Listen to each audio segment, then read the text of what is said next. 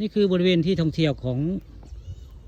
ชาวจังหวัดสกลนครในหมู่นี้มีสวนผาแดงนางไอ่เลยนี่แหละเขาว่าสวนผาแดงนางไอ่เลยนี่ก็กระหกโดนได้นั่นก็คือนางไอ่พุ่นก็คือหวางเนาะแล้วก็ท่าพังคีแล้วก็ผาแดงโหดือดาบเลยบริเวณนี้มาไม่ทิวทัศน์รู้สึกว่างามคักได้มานี่คักหลายได้มานี่บรรยากาศคักได้มานี่วันนี้บรรยากาศคักทุกข้าปลาคำพาชมแล้วพาบะบึงดอกไม้กับป่านี้งามนะจะปลูกไว้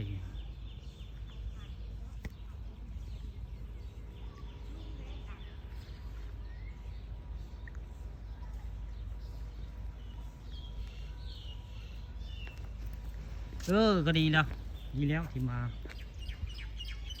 นกห้องก็ลายได้นกกับห้องได้บริเวณหนองหานนี่เพื่อนโบราณก็มีได้ผู้เพื่อนโบราณตะกี้นกเขาเจ้าจักเอามาซื้อมาบ่เพื่อนโบราณเพื่อนนี่แล้วก็ดอกไม้ทานตะวันมันคักก็ได้บริเวณนั้นสวนสยาเพื่อนเรียกว่าสวนผาแดงนางไอ่ละนี่แม่กับหนองหานสกลนครนี่สถานที่ท่องเที่ยวคักได้มงนี่พวกข้าได้เคยมาติดอ่างอันล่างหน้าได้หมู่นี่พวกข้าเคยมาเห็นงานนี่ได้นานเลยได้พวกข้าเคยมาติดอ่างล่างหน้าในเลยนะเคยมานานหลายปีแล้วเขาสร้างพี่น้องเขาสร้างหมู่นี่ก็ได้มาติดอ่างนี่นะล่างหน้าทั้งหมดนี่นะ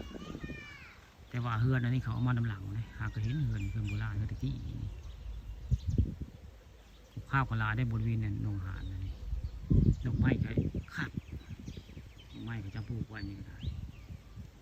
นี่แหละหนองหานสกลนครเราไปบริจาคบุคคาเอามาให้บึงที่ทัดสวยงามในร่มรื่นมีต้นไม้ต้นข้าวเพียบทางก็คักได้บรรยากาศโรแมนติกได้นี่เป็นสถานที่ท่องเที่ยวของ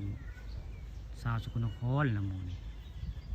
ไปบริจาคบุคคาพระคำเอามาให้บึงละนี่แหละพาแดงนางไอ่ไปบริจาคกะบุคคาเอามาให้บึงละนี่